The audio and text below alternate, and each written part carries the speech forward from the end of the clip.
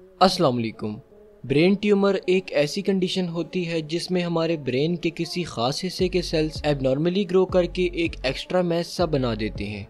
Brain हमारे school के अंदर मौजूद एक कम्प्लेक्स ऑर्गन होता है जो हमारी बॉडी की तमाम वॉलंटरी और इनवॉलंटरी एक्टिविटीज़ को कंट्रोल करता है, मगर बाज़ औक़ात ब्रेन के किसी खास हिस्से के सेल्स एबनॉर्मली ग्रो करके ब्रेन के अंदर एक एक्स्ट्रा मैस बना देते हैं जो अपने आसपास मौजूद टिश्यूज से टकरा के स्कल के अंदर प्रेशर क्रिएट कर देते हैं, जिसके नतीजे में पेशेंट्स में कुछ सिम्टम्स दिखाई देते हैं, जैसा कि सर में शदीद दर्द होना, वॉमिटिंग आना, आईसाइट का वीक होना, चीज़ों का डबल नज़र आना, बोलने और सुनने में मसला होना, बॉडी बैलेंस डिस्टर्ब होना, जिस्म का कोई एक हिस्सा सुन्न हो जाना या फिर मिर्गी यानी एपिलेप्सी के दौरे पड़ना वगैरह। ये तमाम सिम्टम्स ब्रेन ट्यूमर के पेशेंट को इनिशियल स्टेज में अपेयर होते हैं। ट्यूमर या कैंसर सेल्स में मौजूद डीएनए में म्यूटेशन की वजह से होता है, जिसकी बहुत सारी कॉसेस हो सकती हैं, जैसा कि बाज़ लोग स्ट्रॉन्ग रेडिएशंस वाले एरिया में काम करते हैं जहां पर एक्स रेस और अल्ट्रावायलेट रेडिएशंस ज़्यादा मिकदार में उनकी बॉडी को हिट कर रही होती हैं,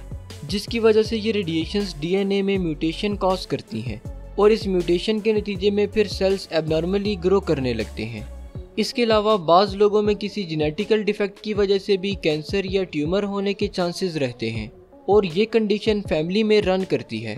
इसके अलावा कोई वायरल या बैक्टीरियल इन्फेक्शन या फिर कोई स्ट्रॉन्ग केमिकल्स भी ट्यूमर कॉज कर सकते हैं। वैसे तो ब्रेन ट्यूमर मेल्स और फीमेल्स दोनों में होता है, मगर इसकी ज़्यादा रेशो मेल्स में देखी गई है। इसकी बड़ी वजह यह है कि मेल्स ज़्यादातर घर से बाहर निकल कर काम करते हैं जहां पर रेडिएशन और केमिकल एक्सपोजर ज़्यादा होता है।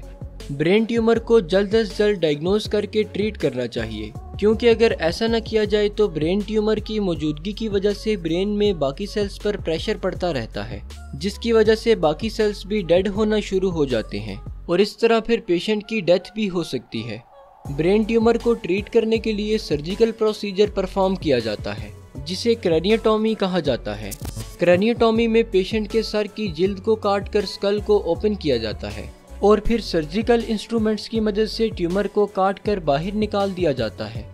सर्जरी के बाद रेडियोथेरापी और कीमोथेरापी का भी सहारा लिया जाता है, जिससे ट्यूमर के बाकी बचे कुचे सेल्स भी ख़त्म हो जाते हैं और दोबारा ट्यूमर होने के चांसेस कम हो जाते हैं। शुक्रिया, अल्लाह हाफिज़।